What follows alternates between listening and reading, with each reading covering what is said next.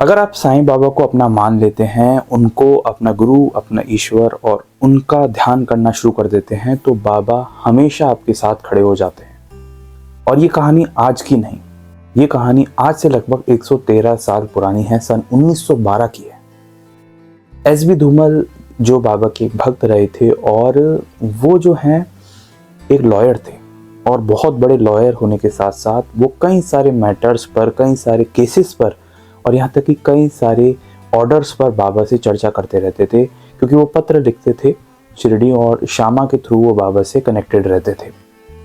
और कई सारे ऐसे मौक़ों पर हमें जानने को मिलता है जब बाबा ने उनकी बहुत सहायता की। अब ये सहायता जो एसबी धूमल की 1912 में बाबा ने की, वो उनका ऑपरेशन था।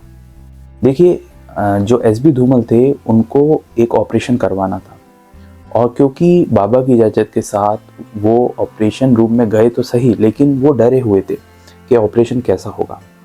और मन ही मन उनका डर सामने दिख रहा था, क्योंकि कहीं ना कहीं उनको ये डर तो था कि ऑपरेशन का रिज़ल्ट क्या होगा, लेकिन साथ ही में उनको पूरा विश्वास, क्योंकि वो पूरी तरीके से बाबा की ओर समर्पित थे, तो वो ये जानते थे कि कहीं ना कहीं बाबा की जो निगाहें हैं वो मेरे ऊपर है।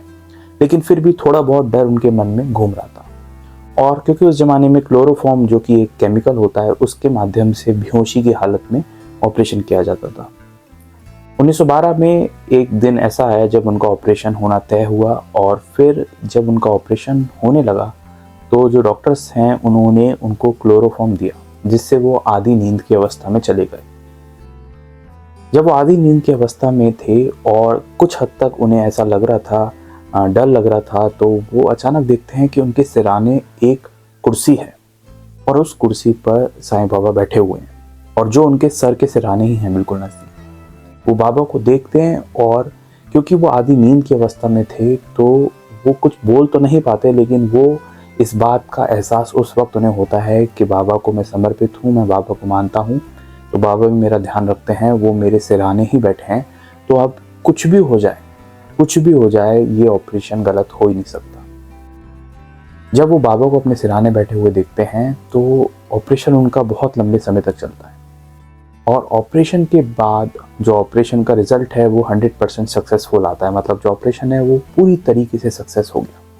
और जब उनसे इस बारे में पूछा जाता है तो वो कहते हैं कि मुझे डर ज़रूर था, लेकिन जब मैंने उस घड़ी अपनी सिरहानी चेयर पर बाबा को बैठे देखा तो सारा डर उस वक्त गायब हो गया। और तब मेरे मन में, मैं बेहोशी की हालत में था, लेकिन तब मेरे मन में एक ऐसी विश्वास उठा कि अब मेरे बाबा सिरहाने बैठ चुके हैं, तो अब कुछ भी नहीं हो सकता गलत, सब कुछ सही होगा। और उस वजह से जो ऑपरेशन है वो 100% सक्सेसफुल हुआ। और ऐसे कई सारे एक्सपीरियंस हमें पढ़ने को मिलते हैं, जानने को मिलते हैं, जो आज ये तो है ही हैं, लेकिन जो 1918 से पहले के भी आज हमारे पास लिखित रूप में अवेलेबल हैं, जिनको पढ़कर हमें समझ में आता है किस तरीके से हर कदम पर जो डिवोटी है, जो भक्त है, उसका जो उसके साथ हमेशा बाबा रहते थे।